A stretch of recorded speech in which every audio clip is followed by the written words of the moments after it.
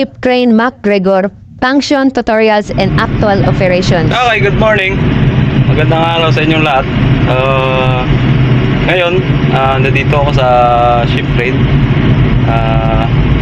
Pakita ko sa inyo kung ano yung control dito sa Ship Crane, yung operation ng Ship Crane natin. Ito yung panel box. Tapos ito yung manual niya.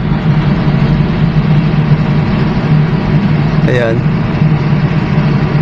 Tapos ito yung control niya.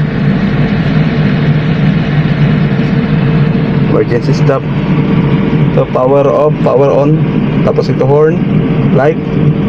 Yung mga alarm lang yan. Yung mga panang crane.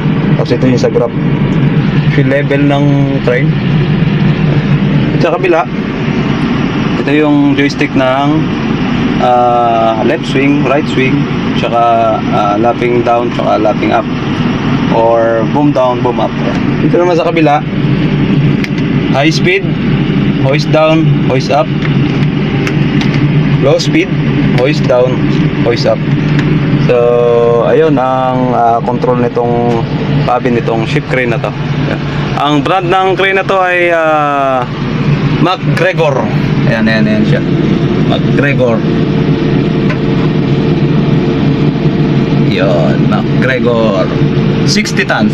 Ayan ang ano niya, 60 tons, 60 tons. Trabaho namin ang trabaho namin ay ayan, yung mga plancha na yan na nasa baba. Ayan, yung mga malalaking plancha na yan. Ayan, ayan, binubuksan na. Ayan yung kinakarga namin dito. Tapos manggagaling yun doon sa birds. Ayan, sa birds. Ang weight ng bawat isang piraso niyan ay 20 ton. Tapos ang kapal niya ay almost 10 inch. Almost 10 inch yung kapal ng barko. Yung kapal ng kargamento. Ayan, sa baba. So nakatapos na kami ng ground layer. Mga second pangalawang patong na, second layer. Ayan. So yun.